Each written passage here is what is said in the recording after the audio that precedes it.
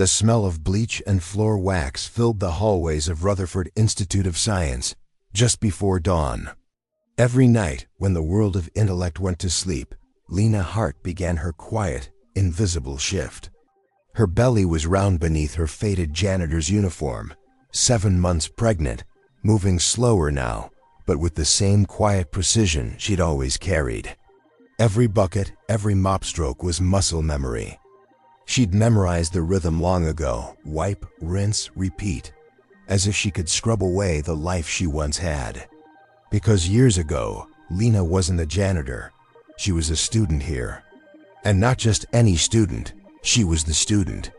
The girl whose equations had stunned professors twice her age. The one who, at 19, had been told she'd redefine particle dynamics. Until the day one mistake, one unplanned heartbeat inside her womb, erased everything. Now she swept floors in the same lecture halls where she once dreamed of Nobel Prizes. That morning, the sky was a pale gray over Cambridge, snow whispering against the tall glass walls of the physics building. Lena was cleaning the main auditorium, her headphones in, listening to an old physics podcast, something about symmetry breaking in early universe conditions. The sound calmed her. It reminded her of who she used to be. As she scrubbed at a coffee stain from the front row carpet, the doors swung open behind her. Footsteps, laughter, voices that carried the easy arrogance of people who'd never been ignored. She looked up, professors, assistants, and one man she recognized immediately: Dr. Victor Lang, the millionaire tech genius. Founder of Lang Technologies, a man who'd made his first fortune in algorithmic AI before age 30. Now he was the guest lecturer everyone worshipped, the man who turned science into spectacle. His arrival was always an event. Even the professors straightened their coats when he walked in. "Ah, you're early," one of them said. "The board's ready. We just need..." "Oh, someone's still cleaning." Lena turned, nodding politely. "Almost done, sir." Victor glanced at her briefly. That half-second flick of the eyes rich people use when they're deciding if you exist. "Don't worry about it," he said, waving his hand dismissively. "We'll set up around her." She stepped aside, trying not to meet his gaze, mopping near the door as they chatted. The classroom filled quickly, 20, maybe 30 grad students, their laptops glowing, voices buzzing. Victor took center stage like a man born for it, sleeves rolled, sharp smile cutting across his face. "All right," he said. "Today's lecture isn't theory. It's challenge." He grabbed a marker, spun toward the chalkboard, and began writing long, looping strings of equations, symbols of chaos and symmetry, loops of impossible logic. "This," he said, stepping back, "is what I call the Lang equation, a riddle of reality. I've offered it to my R&D team for 2 years, and no one's cracked it. Not yet." He turned, eyes bright with pride. "Anyone who solves this wins $930,000. Gasps, whispers. Students grinned nervously. $500,000? Someone muttered. 930, Victor corrected. "Exact number. I like odd figures. Keeps people honest." He smirked. "So, anyone brave enough?" Silence. Eyes darted between notebooks and laptops. No one moved. Lena, from the side of the room, kept her head down until Victor's gaze slid toward her. He smiled faintly. "What about you, miss? You've been staring at the board for a while." She froze. The mop handle slipped slightly in her grip. I'm just cleaning, sir," Victor chuckled. "Yes, but even janitors understand patterns, right?" "Go on, take a guess." A few students laughed softly. Lena's cheeks burned. "It's not my place." "Oh, come on." He gestured at the board theatrically. "Let's make it fun. What do you see?" She hesitated. Then, quietly, "You're missing a symmetry correction between the delta term and the cross-variable constant." The room went still. Victor blinked.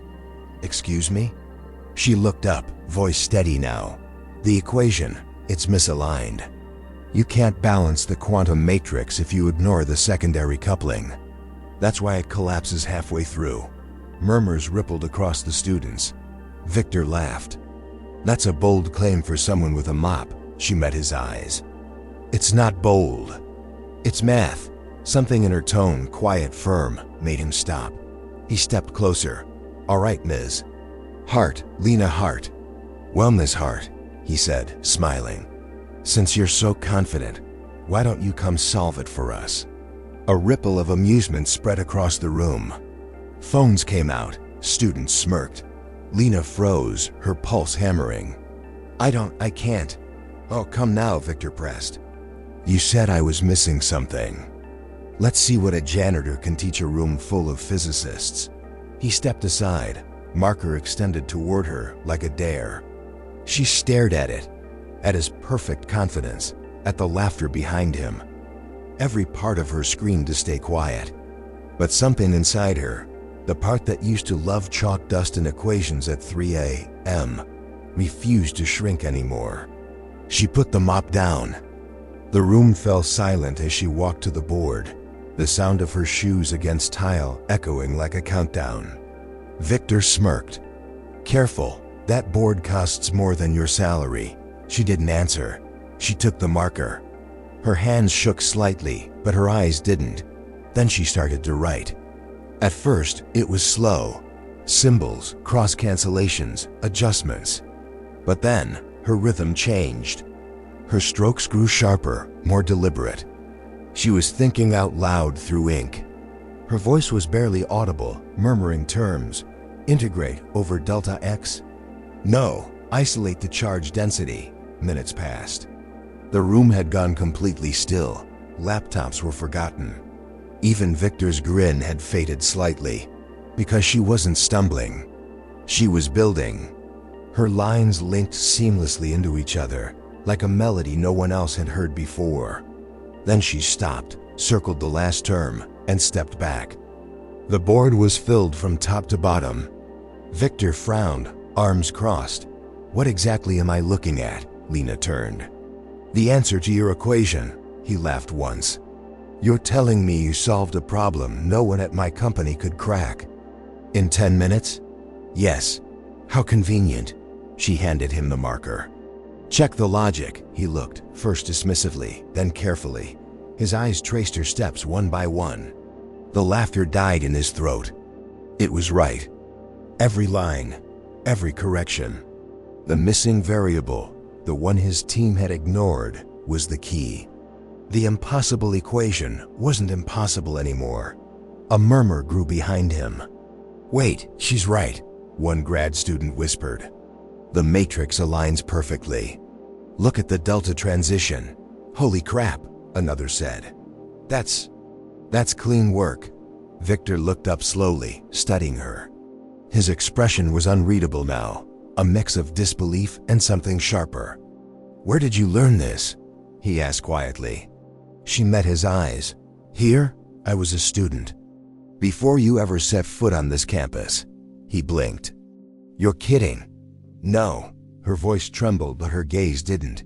I was on full scholarship until I got pregnant.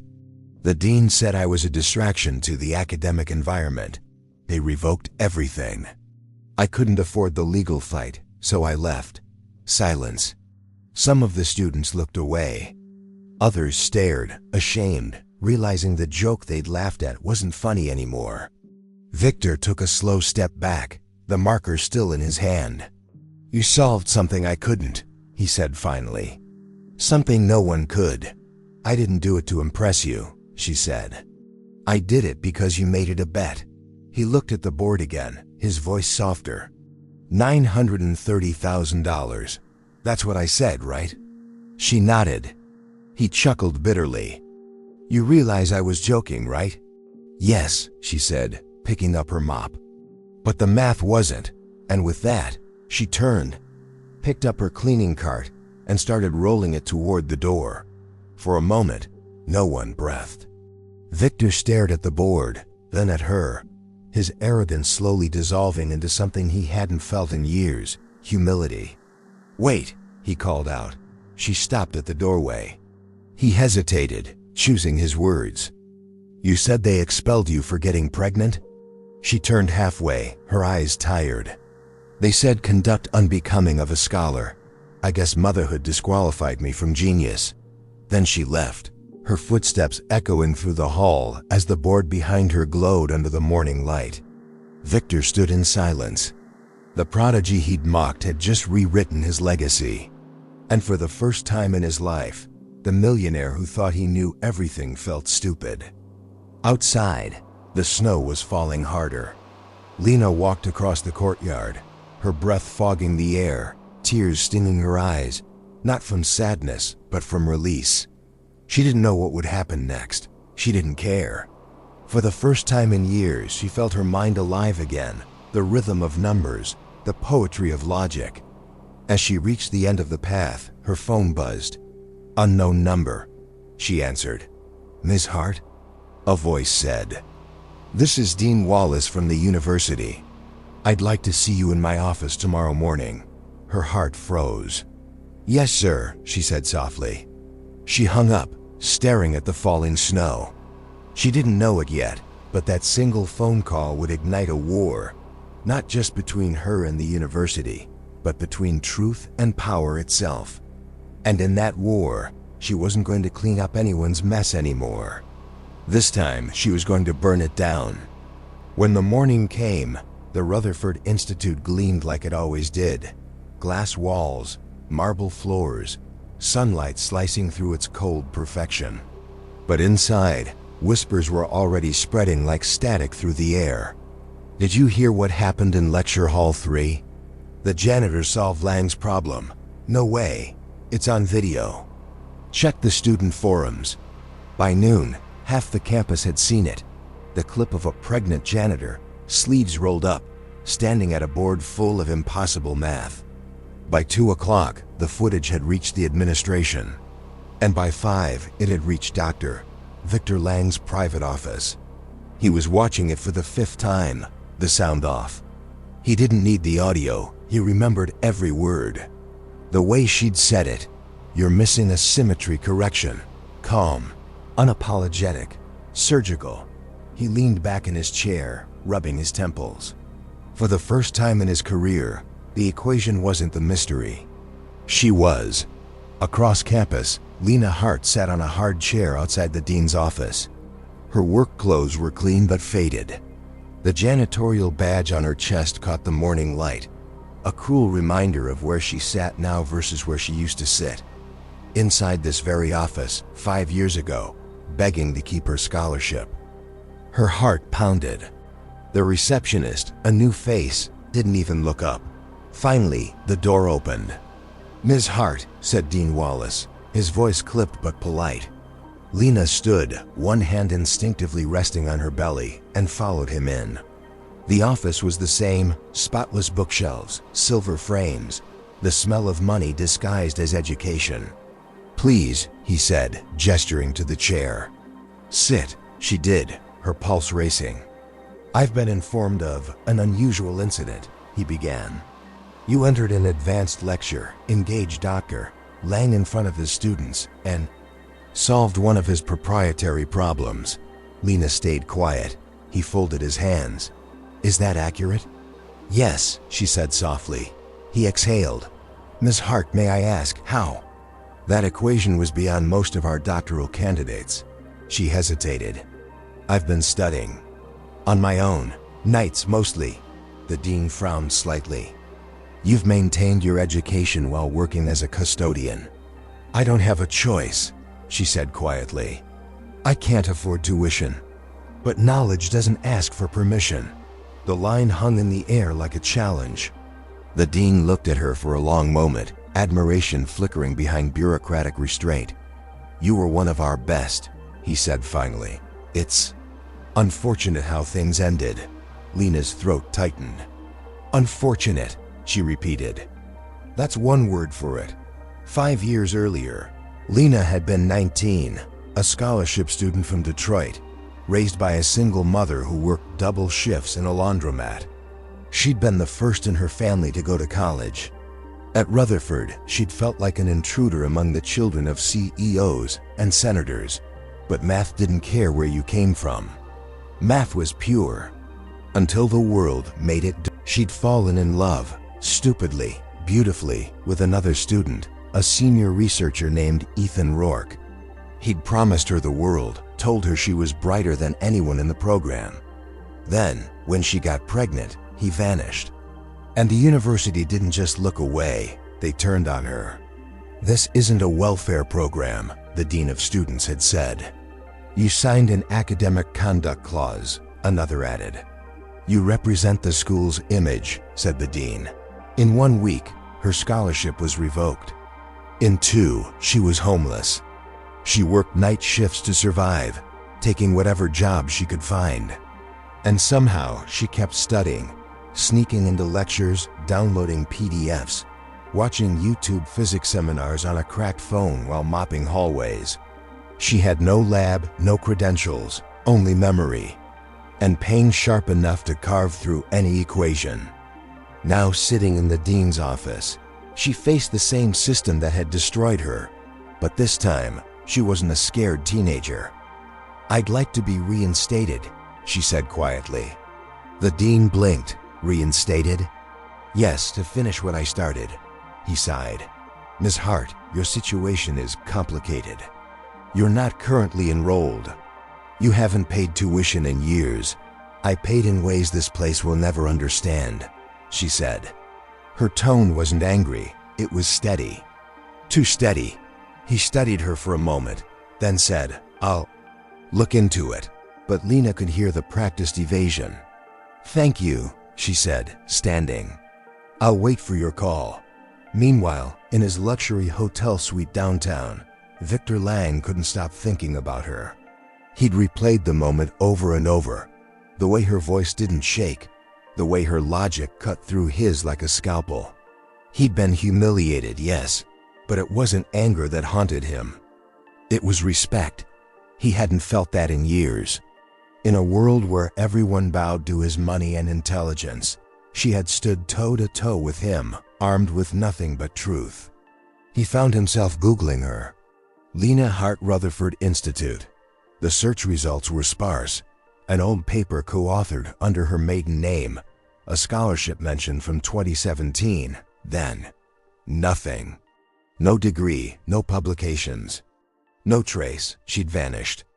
And now she'd reappeared to destroy his ego in front of the entire department.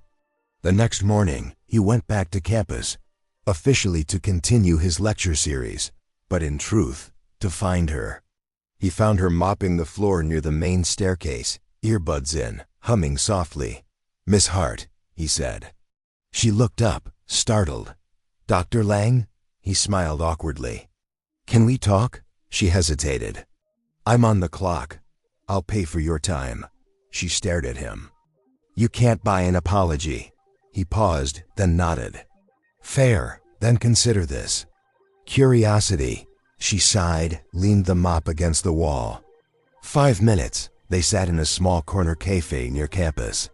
Victor looked out of place. Tailored coat, gold watch, the kind of presence that made waiters hover nervously. Lena sat across from him, hands wrapped around a cup of decaf, the sleeves of her uniform still damp. "So," she said, "what do you want to know?" "Everything," he said honestly. "How you saw it, how you solved it." She shrugged. "I didn't solve it. I just stopped looking at it the wrong way." He frowned. "Meaning?" "You designed that problem like an engineer, rigid, mechanical. But the universe isn't mechanical. It's relational, it responds. Once you stop trying to dominate the math and start listening to it, it tells you the answer." He blinked. "Listening to the math?" She smiled faintly. "You ever try to teach a toddler to walk by explaining gravity?" He laughed softly. "Fair point. Then more serious. Why didn't you finish your degree?" Her eyes lowered. "Because I broke the one rule this place can't forgive. I made a mistake they could see." He understood instantly. "You got pregnant." She nodded. "They said I violated the conduct code. They didn't care that I had straight A's. or that I was publishing early papers. I became a liability, not a legacy. Victor's expression softened. That's barbaric. Lena looked at him. It's common. He studied her, then asked quietly, "Do you still want to be a physicist?" She smiled sadly. "I never stopped being one. I just stopped being paid for it." He leaned back. "I'll admit something, Miss Hart. You embarrassed me, but you also woke me up.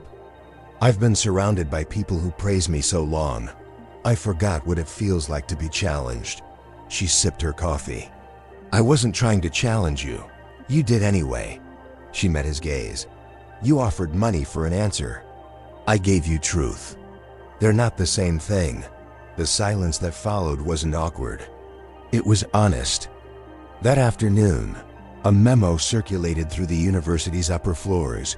Subject: unauthorized personnel involvement in academic activities. Directive: effective immediately, custodial staff are to remain outside lecture halls during scheduled sessions.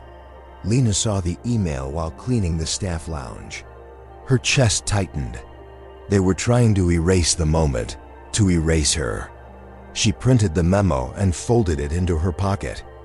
If the university wanted to pretend she didn't exist, she'd remind them that silence has an equation too, one that ends in explosion. 2 days later, she received an envelope in her locker. No return address. Inside, a cashier's check. $930,000. And a note. "A bet's a bet. Volt. L." Her hands shook. For a second, she thought it was a prank. But the paper was real. The signature, the seal, everything. She stared at the check, heart racing. Then she looked up and saw Victor standing at the far end of the hall, watching quietly. She walked up to him, holding the envelope out. "I can't take this. It's yours," he said. "I don't want your guilt money." "It's not guilt," he said softly. "It's respect." She hesitated. "Why me?" he exhaled.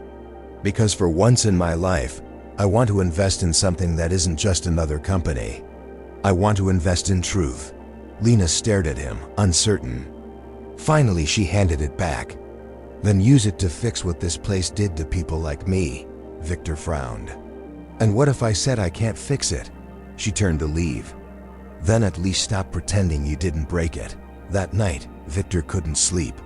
He sat in his suite, staring at his laptop. The photo of Lena at the board frozen mid-frame.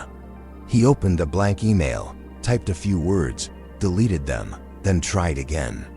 "Dean Wallace, I need a meeting. Urgent. Regarding Lena Hart." He hit send. Outside, snow was falling again, soft, relentless, erasing footprints as fast as they were made. The next morning, Lena received another call. "Ms. Hart," the dean said, "Dr. Lang has requested an emergency faculty review regarding your case. Tomorrow morning, 9 a.m., boardroom 2. She froze. "Why?" He didn't say. "But I'd suggest being there." She hung up slowly. She didn't know whether to be afraid, hopeful, or furious. Maybe all three. But one thing was clear. This time, she wasn't walking into that room as a victim. That night, she sat at her small kitchen table, a cracked surface in a dim apartment above a laundromat. Her notebook lay open in front of her. She stared at the old equations she'd written years ago, ideas that could have been papers, discoveries, breakthroughs. Tears blurred her vision. Her baby kicked gently, as if reminding her, "You're still here." She wiped her eyes, picked up her pen, and wrote one sentence at the top of the page. "They took my chance, not my mind." Then she smiled through the tears and whispered to herself, "They're about to learn that." The next morning, Victor stood outside the boardroom, straightening his tie. He'd done plenty of board presentations before, billions in deals, contracts, mergers, but never felt like this. This wasn't business. This was conscience. The door opened behind him. Lena walked in, uniform pressed, hair tied back, eyes clear. They exchanged a glance. No smiles, just recognition. The dean motioned for them to sit. "Miss Hart," he began. "Dr. Lang has called this meeting to discuss a proposal. Lena's heart pounded. Victor cleared his throat. Yes, I'd like to fund an independent research grant under the university's supervision. It will provide resources to underprivileged students in theoretical physics. Named after Mem's heart, the room murmured. Lena blinked, stunned. He wasn't asking for redemption. He was using his power to return what was stolen. Dean Wallace frowned. Dr. Lang, this is highly irregular. So was expelling a woman for being pregnant, Victor replied evenly. The room fell silent. Lena looked at him, eyes softening. You didn't have to do this. He met her gaze. Yes, I did. And for the first time she saw not a millionaire, but a man trying, awkwardly, to be decent again. But neither of them knew that outside that glass wall, a student journalist had been recording the entire meeting through the reflection. By nightfall, the clip would be everywhere. And the world would no longer see a janitor who solved a math problem. They'd see the scandal of a university exposed. The first time Lena saw her own name trending, she was mopping the hallway. Her phone buzzed once, then again, then nonstop. She checked it, expecting the bill alert or a missed call from her doctor, but what she saw froze her in place. Hashtag LenaHart, the janitor who solved the Millionaire's impossible equation. Rutherford Institute faces discrimination scandal after whistleblower footage leaks. She was expelled for getting pregnant. Now she's rewriting physics. Dozens of tweets, hundreds of comments, thousands of people who suddenly knew her name and what had been done to her. Her throat tightened. She leaned against the wall, dizzy. Then she saw the video, grainy, shot from outside the glass of the boardroom. Victor's voice. So was expelling a woman for being pregnant. Then the camera panned to Lena's face, calm, tired, but unbroken. And that one clip detonated across the internet like a flare shot into the night sky. By the next morning, reporters were at the university gates. Students were protesting with handmade signs. Knowledge has no gender. Justice for Lena. Hart. Reinstate her now. The university issued a press statement within hours. Rutherford Institute takes these allegations seriously. An internal investigation is underway, but internal wasn't going to be enough. The story was already out of their hands. Lena watched the chaos unfold from her small apartment, her phone lighting up every few seconds. Some messages were kind, others vicious. You're a hero. You're lying for clout. You're the future of science. You're an ungrateful dropout. It was overwhelming. Her baby kicked as if reminding her to breathe. She whispered, "It's okay, baby. We're not running this time." Then there was a knock on her door. When she opened it, Victor Lang stood there, dressed plainly, no entourage, no security. Just him. Lena blinked. "You shouldn't be here." "I know," he said. "But they're spinning it already. The board's blaming me for leaking the footage." Her jaw tightened. "Did you?" "No," he said honestly. "But I wish I had." She crossed her arms. "Why come to me?" "Because we're in this together now," he said. "And they're coming for both of us." He wasn't wrong. That afternoon, the dean's office released another statement. "While we commend Dr. Lang's philanthropic gesture, unauthorized recording and dissemination of private board discussions violate university policy.ms. Hart's reinstatement remains under review." It was bureaucratic language for, "We'll bury you if you fight." Victor threw his phone onto Lena's table. "Cowards," he muttered. Lena sat down calm. "Let them talk." He frowned. "Talk?" "Lena, they're trying to destroy you again." She looked up. "They already did. This time, I get to decide what burns with me." That night, she opened an old laptop she'd kept hidden under her bed. Cracked screen, missing keys. Inside were years of her private research. Handwritten notes scanned into files. Equations scribbled in photos of napkins. Audio memos recorded while cleaning classrooms. She'd never stopped studying. Never stopped thinking. All those nights mopping floors weren't wasted. They were practice. Victor watched from across the table. What is all this? My work, she said. The theories they said I was too unfocused to pursue. He scrolled through the documents, his expression shifting from curiosity to awe. Lena, he whispered, this is groundbreaking. You've been running models on quantum predictive decay. No one's ever solved that sequence. These aren't just notes. They're publishable papers. She looked at him. Then let's publish them, he blinked. They'll never let you attach your name, she smiled. Then we'll make it impossible not to. The plan was bold, reckless, even. But brilliance rarely asks for permission. Victor used his contacts to leak her equations, anonymously at first, to 3 major physics journals. Within 24 hours, the submissions had circulated among peer reviewers. By the next day, an article headline hit the scientific forums. Anonymous paper suggests breakthrough in quantum symmetry, authorship, traced to former Rutherford student. By noon, her identity was confirmed. By sunset, half the academic world was arguing about her. One Nobel laureate tweeted, "Whoever Lena Hart is, she just changed physics." The university panicked. Their PR team scrambled, holding emergency meetings. Emails flew between departments. We must clarify her current employment status. Do not confirm prior expulsion. Lang must distance himself immediately. Victor received a call from the board. Dr. Lang, the chairwoman said sharply, your association with Miss Hart is creating reputational damage. We need you to issue a statement. He asked, what kind of statement? One that restores confidence in the institution. Something to the effect of, no, he interrupted. Excuse me, I said no. You don't get to exploit her talent twice. There was a pause. Then a quiet, venomous response. Be careful, Dr. Lang. You have as much to lose as she does. He hung up.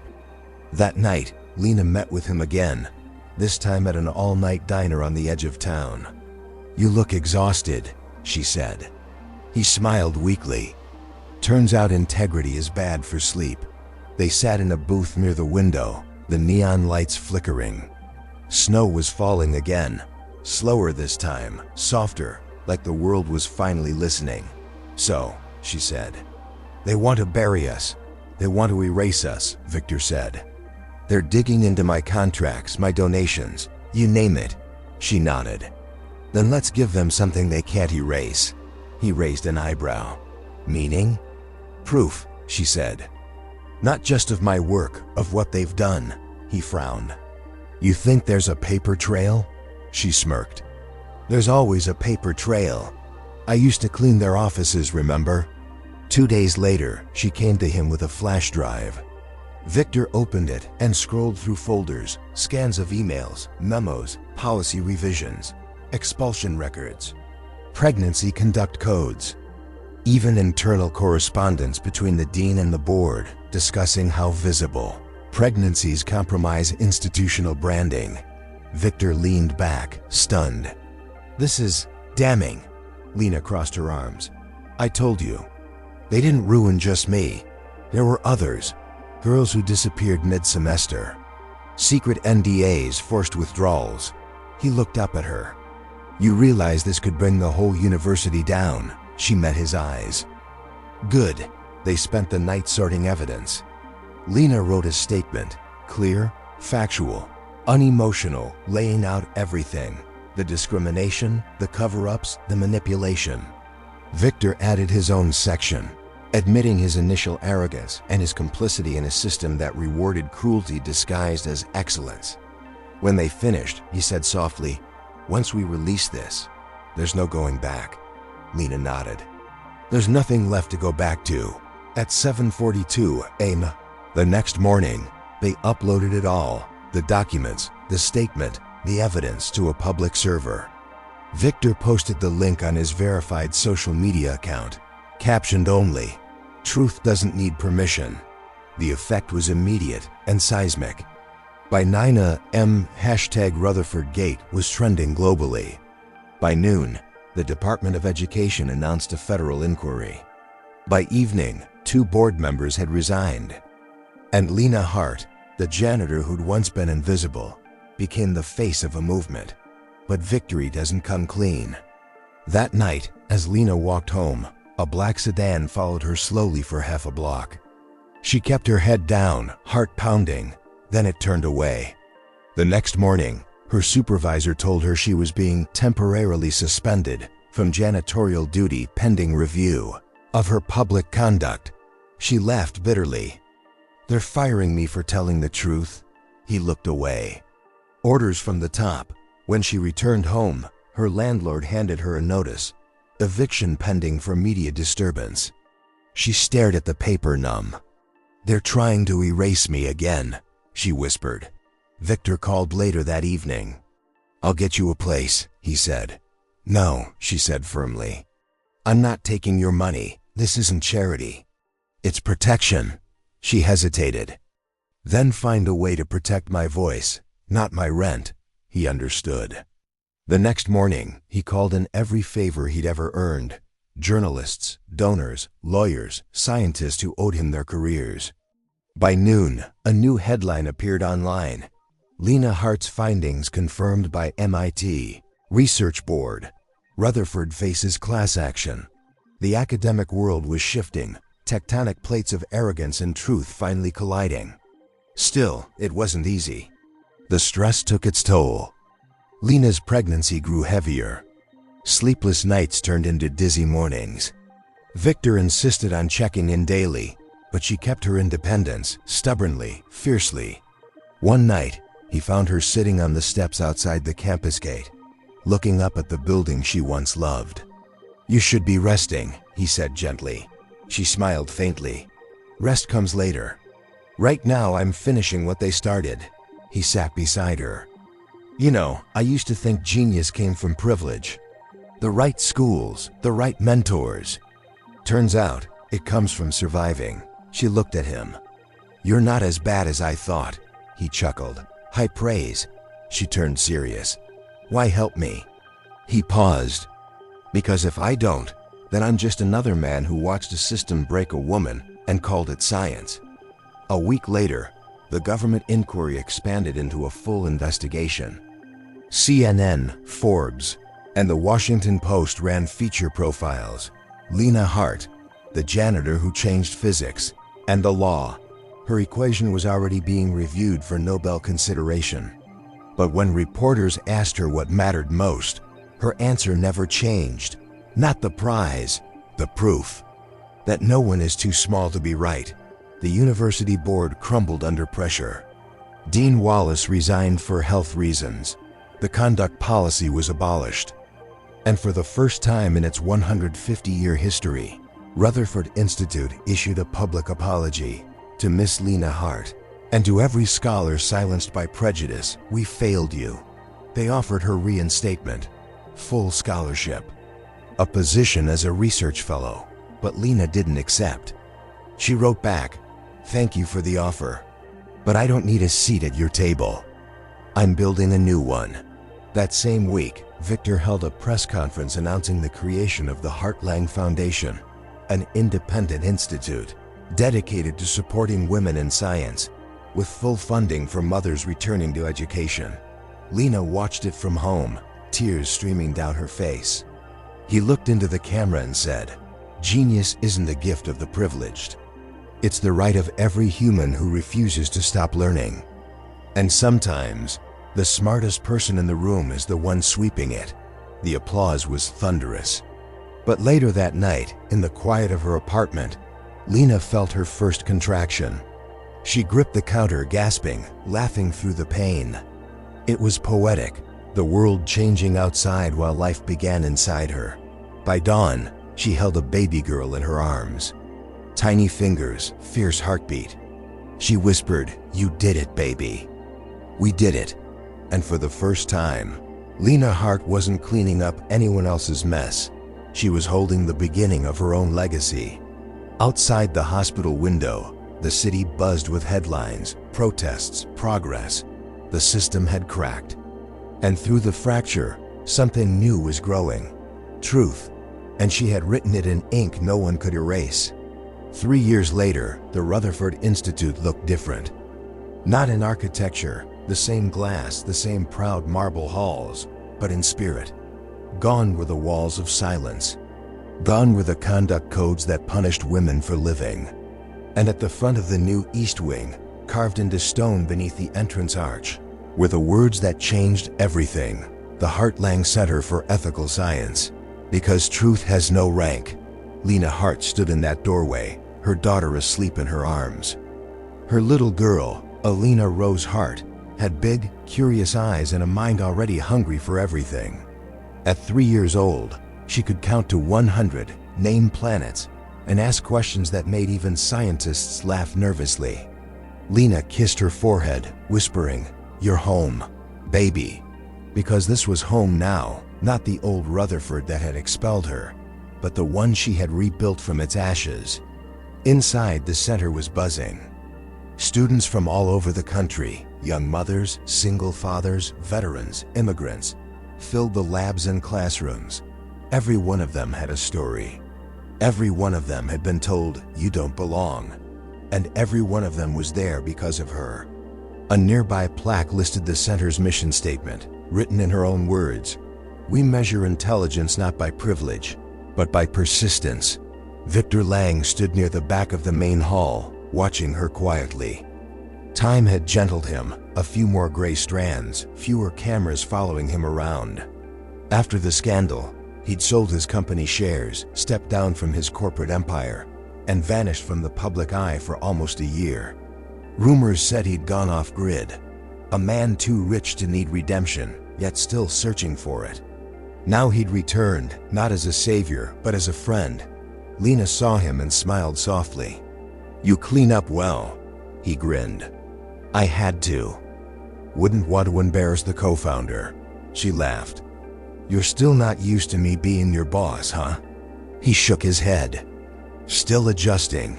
As they walked through the hall together, the staff whispered, not out of gossip, but reverence. They were living proof that change could start from something as small as a mop and a marker. Victor glanced at the framed photo near the stairwell, the one taken from that infamous lecture years ago. Lena at the board, her belly visible, her eyes blazing with quiet defiance. He said, "That day still haunts me." She smiled faintly. "It haunts me too, but in a good way. It's the day I remembered who I was." He nodded. "You know, I was supposed to teach that day about chaos theory." She raised an eyebrow. "And how'd that go?" He laughed softly. "Turns out I just lived it." Later, they sat in the small glass-walled cafe on campus, overlooking the winter gardens. Elena slept beside them in her stroller, her tiny hand clutching a crayon. Victor stirred his coffee. "Do you ever miss the quiet?" Lena smiled. "What quiet?" He chuckled. "Fair point." She leaned back. "Sometimes though. Yes, the nights mopping floors. The silence. Back then, at least I knew who the enemy was." He nodded slowly. "Now you're part of the system you fought." "Exactly," she said. "And that scares me more than anything." "What if we become them?" He looked at her. "We won't, because you remember what it felt like to be on the outside looking in. That's what keeps this place honest." She exhaled. "Let's hope so." A student approached nervously, a young woman, maybe 19, with a toddler on her hip. "Miss Hart?" Lena turned. "Yes? I just wanted to say thank you. I thought I had to give up my degree when I got pregnant. But your foundation, it saved me." Lena smiled, eyes soft. "You saved yourself." "We just opened the door." The girl teared up, nodded, and left. Victor watched the exchange, his expression warm. "You know, you're changing more lives than any of my tech ever did." Lena looked at him. "You helped," he smirked. "Barely. You gave me a platform," she said. "Then you gave it up so I could build something better." He smiled faintly. "Best investment I ever made." Later that afternoon, the center hosted its first annual Equity in Science Forum. Journalists, professors, activists, all gathered in one hall that once wouldn't have let Lena through the front door. She stood at the podium, microphone in hand, looking out at hundreds of faces, men, women, students, scientists, families. The hum of anticipation filled the air. She began quietly. "When I was 19, she said, I believed intelligence would save me. That being the best, working the hardest would make me untouchable. But I was wrong." The room was silent. "I lost everything, my scholarship, my home, my dignity, not because I failed, but because I didn't fit the image of what success was supposed to look like. I was young. I was poor. I was pregnant. And for that, they decided I didn't belong here." Her voice steadied. "But genius doesn't wear a suit. It doesn't have a pedigree. Genius can wear a janitor's uniform and carry a mop." Murmurs of agreement filled the hall. She continued, her tone deepening. "When they shut me out, I found my way back in. Because truth is patient. It doesn't vanish when ignored. It waits. And one day, when you least expect it, it stands up and demands to be seen." A pause. "Today, this center exists because enough people finally decided to listen. To believe that brilliance isn't rare, it's everywhere. It just needs room to breathe." Applause broke out. First a ripple, then a wave. Victor clapped quietly from the side, pride shining in his eyes. After the speech, reporters crowded her, questions flying. "What's next for the Heartland Foundation? Will you run for public office? Are you considering a Nobel nomination?" She smiled politely. "The next step is simple. Teach. That's all I ever wanted." She slipped away before they could ask more, heading down the corridor to the children's wing, a small, bright area filled with playmats, toys, and books about space. Alina was there, coloring planets with another child. Lena knelt beside her. "Which one's that?" Elena pointed proudly. "Saturn. It's got rings." "That's right," Lena said, smiling. Alina looked up. "Mommy, are you famous?" Lena chuckled softly. "Maybe a little," Elena grinned. "Does that mean we can buy more crayons?" Lena laughed, hugging her tight. "Baby, we can buy the whole box." That night after the forum ended and the halls grew quiet, Victor found Lena sitting alone in the auditorium. The lights were dimmed, the air still humming with the echoes of applause. He sat beside her. "Couldn't sleep?" She shook her head. "It's funny. For years, I dreamed of this. But now that it's real, it feels heavy." He nodded. "Responsibility usually does." She looked at him. "You ever wonder why we survived this when others didn't?" "All the time," he said. "I think. Maybe it's because you didn't just fight for yourself. You fought for everyone else." She smiled faintly. "You did too, in the end." He laughed softly. "In the end. Took me long enough." Then his tone grew serious. "Lena, when the university tried to buy your silence, you could have taken the deal. You didn't. Why?" She looked out at the empty seats. "Because silence is expensive. And truth was all I had left to pay with." He nodded slowly. "You changed me, you know." She turned to him. "How so?" "I used to believe money could fix anything. That if you threw enough of it at a problem, it would disappear. But some things you have to earn: respect, forgiveness, peace. You taught me that." She smiled gently. "You earned it, Victor. The world just had to see it." He looked at her for a moment, then stood. "Come on, let's go home. You've got a daughter to tuck in, and I've got an inbox full of chaos." She laughed softly. Chaos theory all over again. Months passed. The Heartland Center flourished. Lena's work was cited in universities worldwide. And every year, new students, mothers, fathers, dreamers, walked through those same glass doors with heads held high. Her equation, once dismissed as impossible, had been confirmed experimentally in Geneva, earning her and her co-researchers global acclaim. But when journalists asked her about her success, she always said the same thing. "It's not about proving I was right. It's about proving that every mind deserves a chance to be heard." One rainy afternoon, she received a package at her office, no return address. Inside, a note written on plain white paper, for the girl who listened to math and taught the world to listen too. Congratulations, V. Beneath it, a small glass sculpture, an infinity symbol folded into the shape of a heart. Her eyes filled with tears. She set it on her desk next to a framed photo of Elena and whispered, "We did it, Victor." Years later, 10, maybe more, a new student walked into the same lecture hall where it all began, the same board, the same faint scent of chalk and history. But this time, above the blackboard, a gold plaque read, "The Lena Hart Auditorium, dedicated to the pursuit of truth, no matter where it comes from." The student took her seat in the front row, a young woman with a curious smile and a quiet confidence. Her name? Elena Rose Hart. She opened her notebook, ready for class. And when the professor entered, an older woman with calm eyes and the faintest hint of pride, the room went silent. Lena smiled at her daughter. "All right," she said. "Let's talk about the beauty of questions." Elena grinned. "Can I ask the first one?" Lena laughed. "You already did." The students chuckled. And just like that, the circle closed, the same hall that once erased her now echoing with new beginnings.